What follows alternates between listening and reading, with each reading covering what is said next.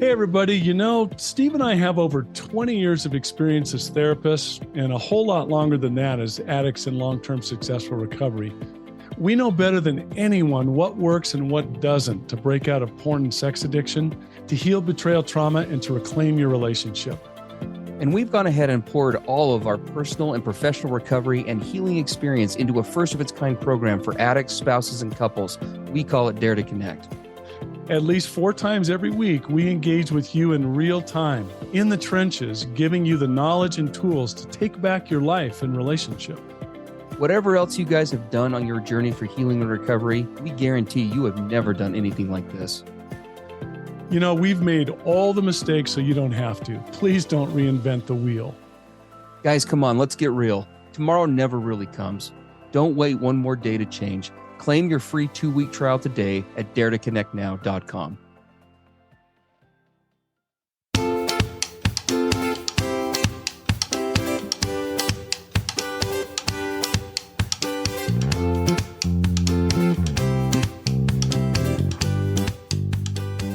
Hey everybody, I'm Steve Moore. And I'm Mark Castleman. We know the pain and heartbreak of porn and sex addiction. And we know the triumph of breaking completely free. Every day, we help our clients find hope and healing. Join us in the fight to take back your life, your marriage, and be stronger than ever. This is the PBSE Squared Podcast.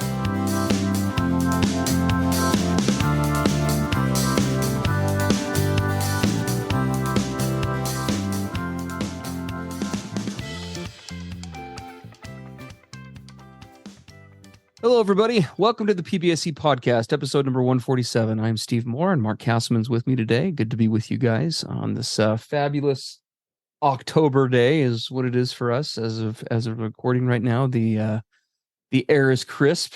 Halloween is in the air, and snow is probably way too close if you live anywhere by us, because where we live, I think, Mark, we were talking about this. We get, 2 weeks of fall? It sure seems like it. Yeah. About that. It was 95 degrees where we are like 5 weeks ago. And I think tomorrow the low is 31. Yeah. So yeah. Go figure. Extreme weather. Anyway, it's good to be with you guys today. We got a good topic today. A submission from a listener that came in that we wanted to address. It's a little bit different of a last several weeks. We've been speaking to some different topics that we haven't talked about in a minute. And we had a topic that came in this week that really kind of caught Mark and I's eye. There were a lot of things needing addressing, and our hearts really went out to both partners in this marriage that we're going to talk about. And so I'll go ahead and I'll read this real quick, and we will jump into this because there is a lot to cover. Here we go. So this is from the spouse of an addict, and this is what she writes. I have been married to my husband for 10 years. We have 2 young children, and I have been aware of my husband's addictive sexual behavior for several years. We have had many D-days. For those who don't know, D-days are typically referred to as like a discovery day is what that's referencing. A few breakdowns for both of us, a lot of broken promises, and attempts at counseling with no consistency.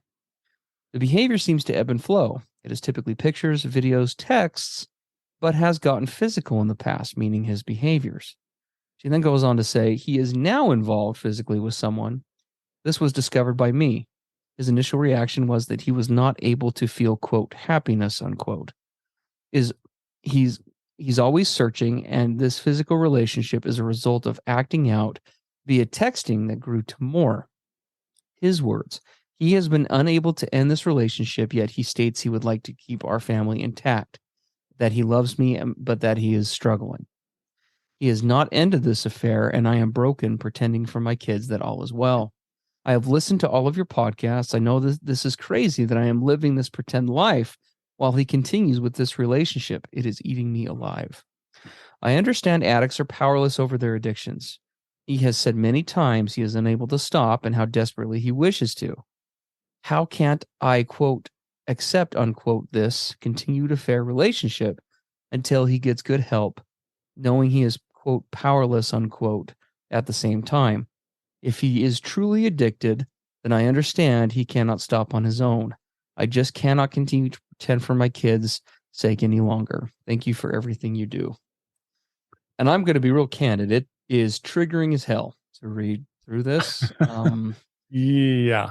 There's a lot to cover in There this. were And so many things that jumped out to us on this thing. yes. And I think it's really important that right out of the gate that we say that I think the reason that it felt for both Steve and I that somebody had kind of taken a hammer to, hit us between the eyes. It's like, oh my gosh, how many of the things that this guy is saying or that she's describing about him is very descriptive of where we were in our deep addiction days. Yes. So we can relate to this guy very much. And we can also, of course, relate to her because we have spouses who were with us during those deep addiction days. And Steve and I in our work, we work with a lot of spouses. So there's so much here that we can relate to. And I think what I want to say out of the gate, Steve, is this podcast today is not about, quote, jumping down somebody's throat or getting on somebody's case or whatever. This is really, this is our plea with all of you listening. If you find yourselves in something even remotely similar to this, please don't stay there. This does not turn out well. Not for the spouse and not for the addict. And so very much today, this is what we're going to say today is because we love and care about all of you. And we have been where much of this is described. And man, oh man, please hear us today because we're going to beg you to come out of this place, both the addict space and the spouse space on this issue. Yeah. Yeah, I appreciate you leading out with that, Mark, because I mean, there's just a lot to cover here. And, we were talking about this before the show, and I think probably the best way to take this submission and really work on it is to break it down by both addict as well as partner, because there are a tremendous amount of thinking errors going on here, a lot of justification, a lot of rationalizing, a lot of absconding of responsibility, a lot of self and mutual victimization. I mean, the list goes on. And so we want to kind of set the record straight on some of these things from our perspective about where some of these things need to change and try to point out where some of those thinking fallacies happen. And we do get it. Again, we're to kind of echo Mark, this is not a slam on anyone's session. And we know all too well that when you're in the thick of a situation like this, it's very easy on the outside to just say, oh, well, of course, these things should change. I mean, when you've been, for example, the partner of an addict who is very skilled at whether he's consciously doing it or not, gaslighting, justifying, minimizing, rationalizing, when you're in a relationship with with a partner who is like that for an extended amount of time, when you as an addict are in a relationship with yourself in terms of justifying those kinds of behaviors and that line of thinking, and you're both in a place where you're pretty myopic, meaning that you're kind of cut off from alternative points of view, it's very easy for this kind of thinking to develop and to become really entrenched. Yeah. And so we do say that with empathy, but we are going to be really direct today. The first thing that I'm gonna pick out here that stuck out to me out of this list that we made is that he's been he says this is all according to the spouse, but he's been unable to end this relationship. This meaning this physical relationship. Clearly, there's a lot of acting out going on here in this relationship in different forms. I would love to hear more, although having done this for a long time, as has Mark, it's very difficult, being honest, to envision a scenario in which one can't end a relationship. It really is that easy. Yeah. We understand that there are forces at play. Like, again, we get addicted to connection. We get addicted to distorted forms of connection. An affair, whether it's an emotional affair, a physical affair, or both, there is a real power to those kinds of relationships. And one of the many reasons why they're so intoxicating, whether it is that, or again, whether it's virtual with pornography or whatever, is because those scenarios represent just as much of a fantasy as the porn world would, meaning that it offers all of the connected benefits, quote unquote, of a relationship without any of the quote unquote baggage.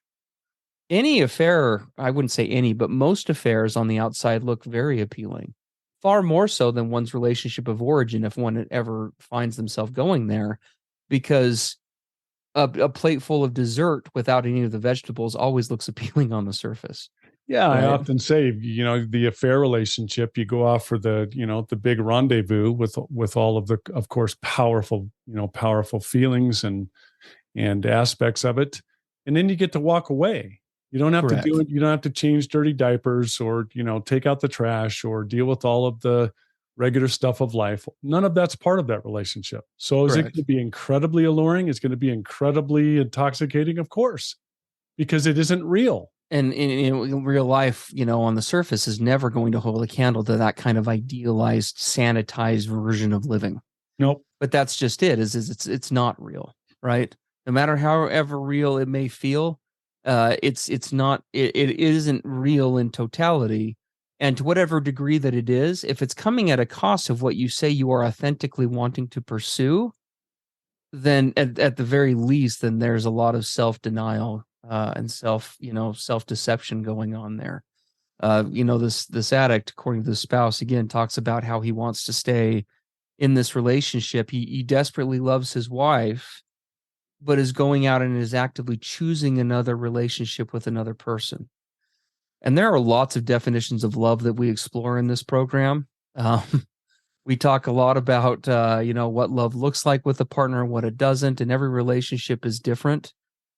If we look at this strictly, even stripping away some of the moral side of things in terms of what is right or wrong here, if I am going out and making decisions that present a clear and present physical danger to my primary relationship with another person, I can vocalize a lot of different ways that I love my partner of origin.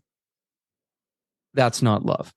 I'm sorry. It's not. I don't know what that is. There's a very twisted set of layers, I think, of things that are going on there. But at the end of the day, what it boils back to is that there's this notion that all of us addicts, to I think some degree, we struggle with the have your cake and eat it too mentality a lot. We call it door number 3 here on the podcast quite a bit, and that's very much what we're hearing here. Saying that you cannot break off a relationship is nonsense. You're speaking to the addict here right now. Frankly, you're ending the relationship with your partner of origin right now, just very slowly. Even though there are a lot of powerful feelings and things attached, guys, it really isn't. On the one hand, it's complicated, but on the other hand, it's very simple. You have to come to the understanding and a point of acceptance of recognizing whether you find yourself in an affair scenario like this, or whether it's a habit with pornography or some other unacceptable affront to the relationship. You can have, as my wife had to point out to me in black and white, very obvious terms, you can have the fantasy world or you can have reality, but you cannot have both, and you have to choose. You have to choose. You're talking to we speak as two guys who have pursued. We are like, Mark and I are retired sexual crusaders. We have both spent a lifetime on quests for the mythical holy grail of being able to pursue sexual excitement outside of a relationship in whatever form that is, and still retain true, honest, authentic connection with an exclusive partner. And speaking from how many years, Mark? 60 years of experience of addiction between the two Combined, of yeah. us. It is not possible. And you are duping yourself and you are duping your spouse by absconding to or agreeing to anything less. And so that's the first step, is figuring out which of these roads am I going to pursue? Because if you're not already at the fork in the road, which this couple most definitely is, it's coming. And you have to decide. The other thing that really jumped out at me, in order to, I like to call it let's taint the fantasy, shall we? Yep. Let's get real. And one of the things she says is that the reason her husband said he has such a hard time breaking out of this relationship, and the reason he's pursued all of these sexual outlets, he says, I'm not able to feel happiness. And I am always searching.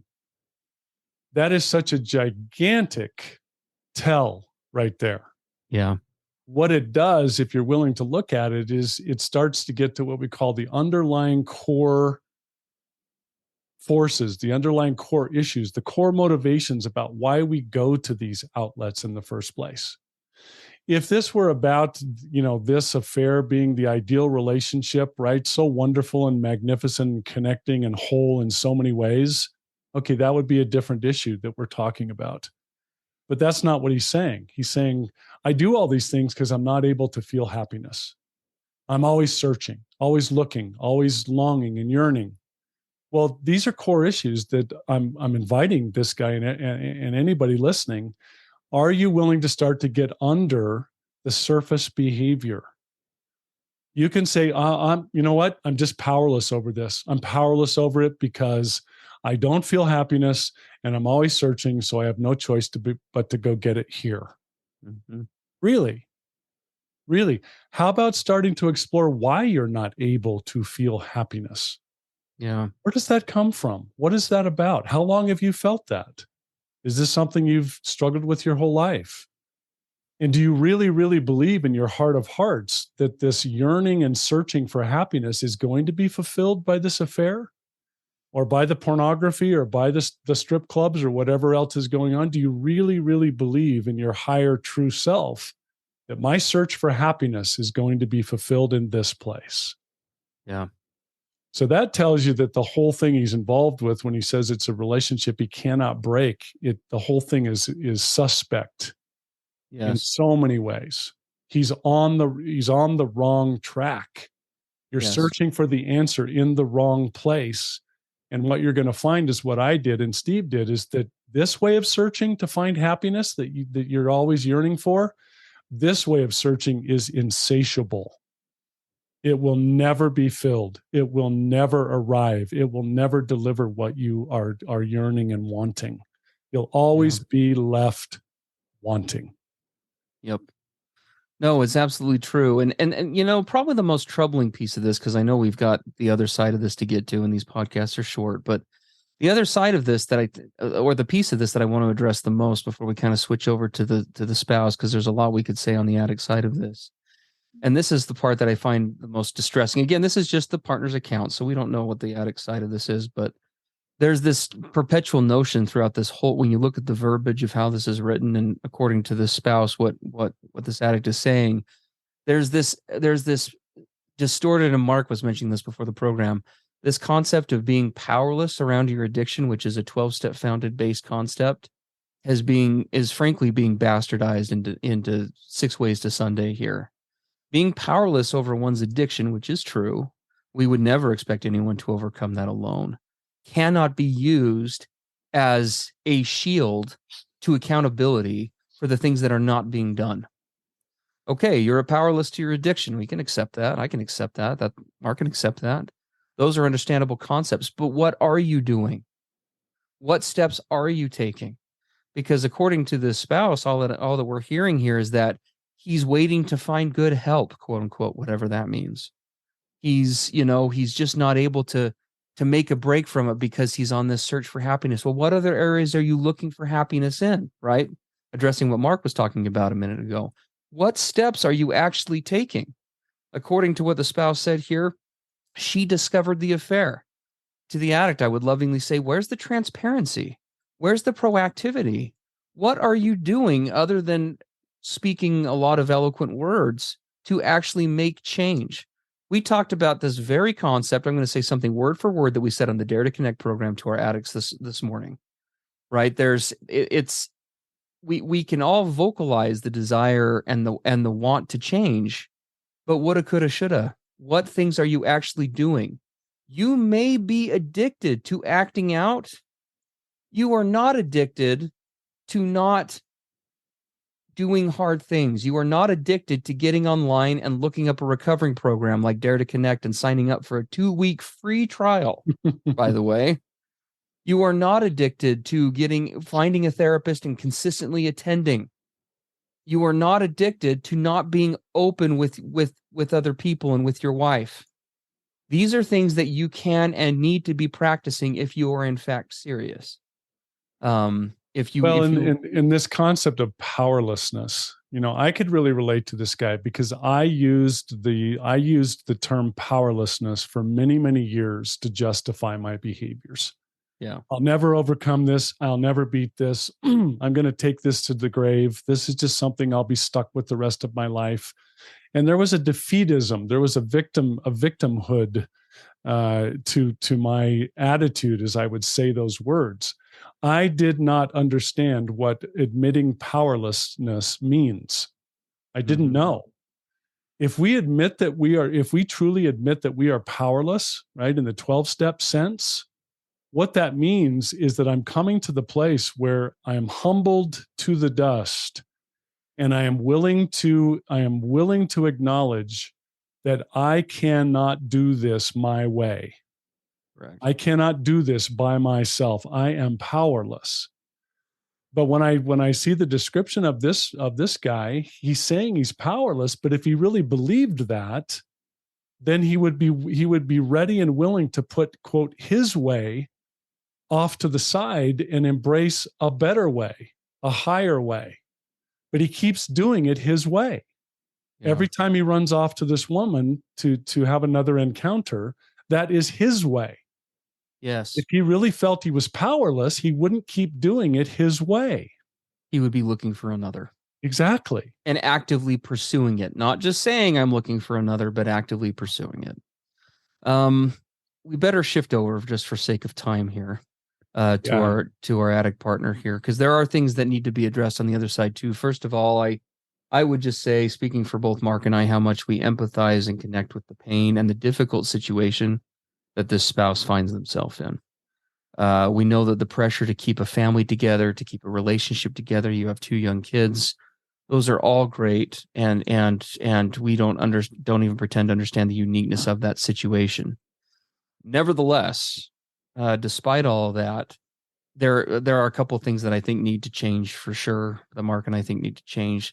The first and foremost that I'm going to throw out there, and this isn't even in the notes, is that you have to decide for you what you need in this relationship to find happiness authentically. What level of pursuit do you need to see from your partner? What level of chasteness do you need to see from your partner? What level of fidelity? What level of commitment? There's not really a right or wrong answer to that, to be honest with you. We're not the morality police, and we're not here to tell anybody what they should expect in their relationship. But you do need to decide what that line is for you, and those lines in the sand need to be figured out, and they need to be drawn for your spouse. Because unfortunately, I fear, based on just what we've been reading in here, what we fear is that from a loving place of trying to keep this stuff together, there may be more enablement going on here on your part than you realize. This bad behavior, if experience is showing anything based on what you've said in the history here, is that this poor behavior on your spouse, on the addict's part, is not going to stop unless you hold some boundaries here. Whatever degree his addict is in control right now, it is not at a point of submission where it's willing to stop because of the pain that it's causing you. You're going to have to decide, where is my line for tolerance versus acceptance on these different issues. You said something really interesting, and we quoted it here. Let's see here. How can I, quote unquote, accept this continued affair relationship until he gets good help, knowing he is powerless at the same time? Being candid with you, this is Steve, gospel according to Steve. I wouldn't accept it. I would accept the fact that he's making those choices, but in terms of accepting, meaning I just stick around without boundaries, I absolutely would not continue in that course. No way. You need to figure out for you what is the line for you, and where do we need to take additional space, whether that's separating or requiring that he find a therapist, or you guys getting into counseling, or please, for the love of all that is holy, we would love to have you guys in a program like Dare to Connect. Can I just tell you how much passion we're feeling for that right now? Guys, if you find yourself struggling remotely with this kind of stuff, it's $195 a month for both of you. We cover today the addiction cycle, and something that Mark came up with in his first book called The Addiction Funnel. We hit hard on topics of denial and rationalizing and justification, and frankly had an hour-long session that would have been perfect for this addict to be listening to this morning. Covered about a year's worth of recovery content for me that it took me to learn, and a couple years, according to Mark, that it took for him to learn in the space of an hour. We have spent mountains on therapy. We've spent even more money on being the best that we are in the business. Please do not reinvent the wheel, and please quit trying to navigate this for yourself. Come on over, give it a shot. You can find out more information at daretoconnectnow.com. I have a difficult time fathoming why, if anyone is struggling half as much as this person is, why you would not give that a shot. Please come and join us. We'd love to see you over there. But anyway, that's the first thought, is that, you've got to figure out for you what are going to be some of those lines. Well, and the other part here that I see, and this is something that really breaks my heart as we work with, especially when we work with women, I'm seeing this dear lady she's giving away pieces of her authenticity Totally. in order to, quote, hold this together. Yep. And I have some really passionate, strong feelings about when we have to, give pieces of ourselves away in order to, go along to get along, or allow bad behaviors to continue. This gal, she's a mom.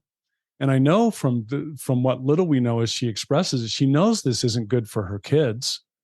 She talks about how, it's really difficult to keep pretending. She says, I'm broken pretending for my kids that all is well.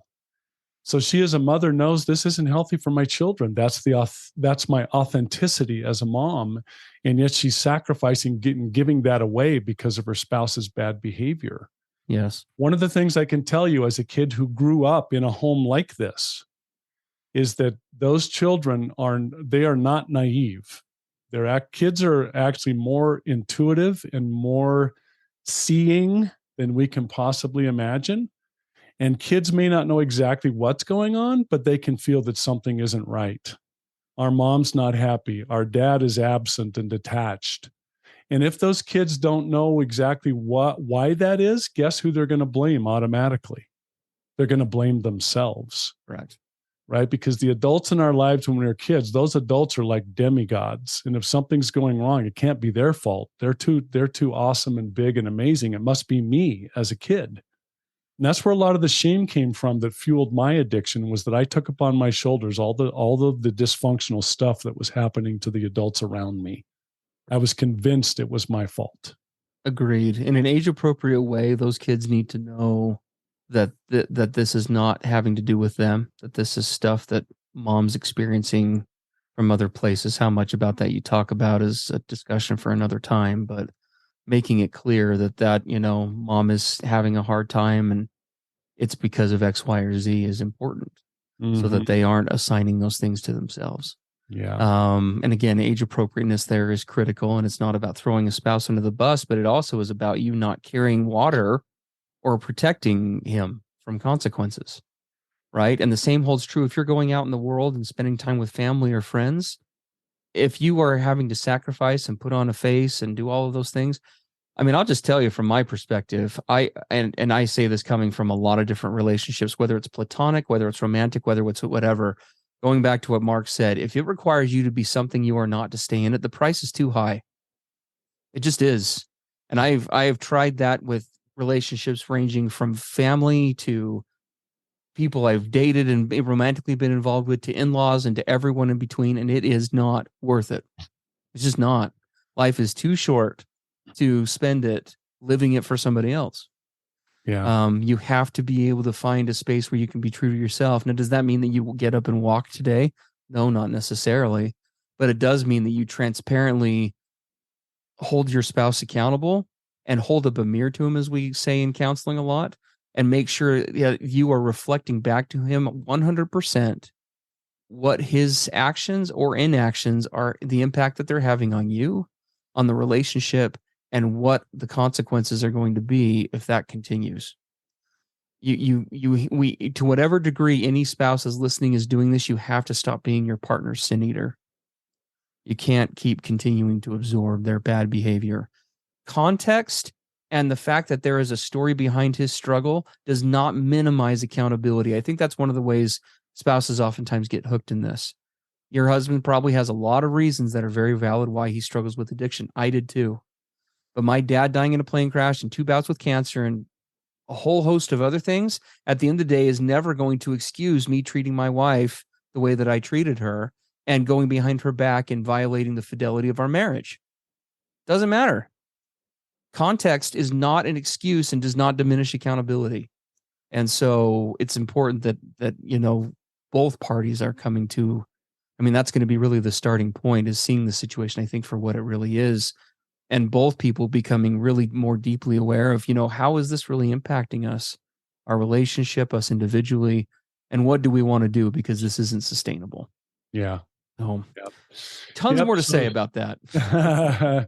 Yeah. So as we wrap up, again, our hearts go out to this couple. It goes out to all of you who are struggling. Yes.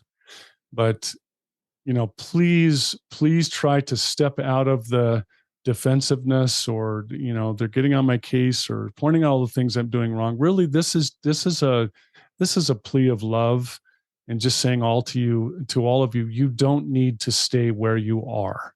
You don't. Right. Yeah. We invite you to look at a better way. And so with that, we'll close up, and appreciate all you being here today, and we'll see you next time on PBSE. Everything expressed on the PBSE podcast are the opinions of the hosts and the participants, and is for informational and educational purposes only. This podcast should not be considered mental health therapy or as a substitute thereof. It is strongly recommended that you seek out the clinical guidance of an individual qualified mental health professional.